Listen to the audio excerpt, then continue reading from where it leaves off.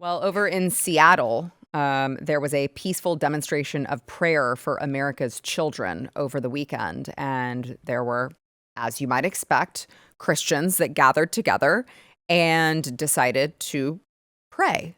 And as I was just talking about with First Liberty, well, the radical left does not like that. That very much triggers them. And so Antifa showed up and started, attacking people. Independent reporter Jonathan Cho was attacked. There was another reporter who, the Antifa, there's Katie Davenport. And so, they were very much on high alert, provoking people, showing up to create chaos and incite violence in some instances. She said that she was physically chased by Antifa militants and trans activists outside this pro-Christian rally in Seattle. So that happened. And the Seattle Times, in covering it, decided to cover it like this. It says, the Seattle mayor, Bruce Harrell, said that the Christians were the ones at fault for being assaulted. Yes, it was a far-right rally, you see. It was a far-right rally because they got together and they prayed. And now it's praying is far-right. Says Seattle mayor blames, throw that back up there, Stephen. Seattle mayor blames far-right rally after left-wing activists attacked Christian prayer service.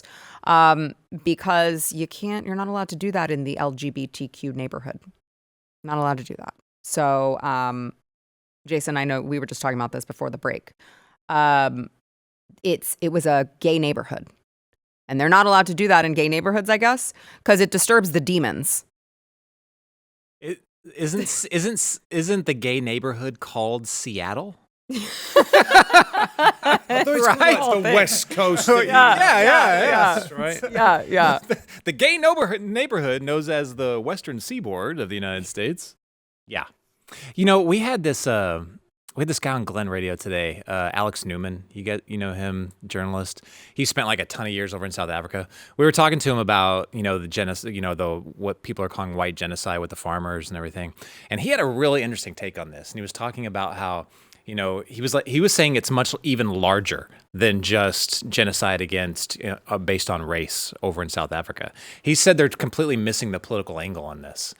And he was talking about how this is at its core, it's a Marxist communist thing. And he's like, it's spreading all over the world. He goes, you're seeing this on college campuses. We're seeing it, directly. Look at Harvard, look at places like Columbia. And Harvard, they won't even turn over records of foreign students that are causing violence on people like Jews. They won't even turn it over.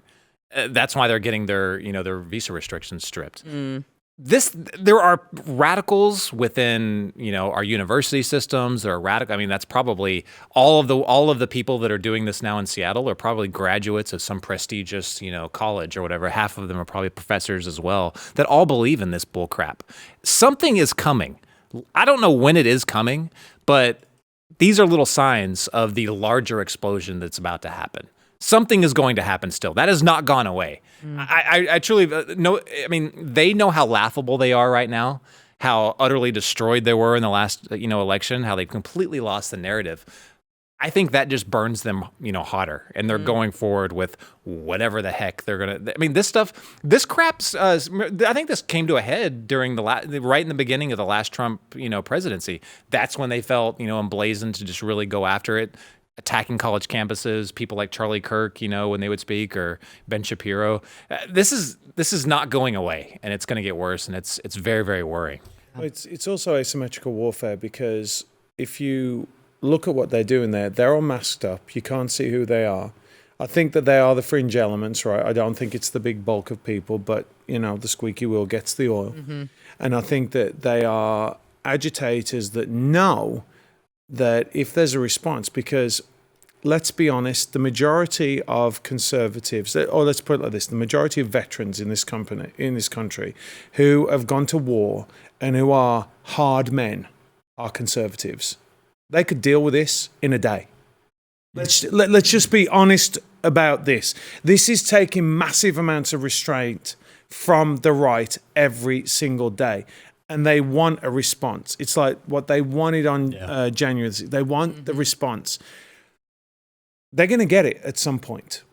They're going to get it, and it's not going to be pleasant for them. But make no mistake, you've seen it in the UK, and what they're doing is they're looking, as you rightly said, they're looking at the Palestinian issue, and this is just Marxism, just making strange bedfellows, right? Or maybe not strange bedfellows with these people to push an agenda. If we do not clamp down on this now, it's just going to keep ramping up until there's a massive incident, and then it's going to be another summer of love. Yeah, and most of the time, there is no justice ever for people that get violent like this. And you look how like free they are in those videos. They're just running around, no fear at all. You know, assaulting people, no fear of all of getting arrested, no fear of all of going to jail. And why should they? They've got people on their side, members of Congress, that are assaulting federal officers at facilities, and nothing seems to ever happen. But you pray. Yeah. You pray and you'll get it. You're going to pay for that. You're going to pay for that. To your point, Jason, I think we have a video, too, of Antifa surrounding. So there's a mother with a tiny infant that she's carrying, and Antifa is just surrounding her. She's trying to leave, and they're surrounding her, and they won't let her leave. Cowards. It's unbelievable. Let's play that. So to Jason's point, the police are there. She's saying, can I please just leave? They're not really helping her, I would say. People are yelling in the crowd to let her go home. She's just trying to leave safely with her baby, and Antifa doesn't want to let that happen. Look at all the... There they go. And they should arrest them. If they cover their face, they should arrest them. They should. What's fascinating to me is the different assortment of colored hair. I saw a neon green, a blue. Every time. So the sad part about this guy being detained right now by the police is that he probably just had all charges dropped over in Seattle. So there's no real lasting effect. But I mean, this is the type of trouble that they're starting with a young mom just trying to leave. It's unbelievable. Yep. Really unbelievable. There's a massive crisis of morality in this country.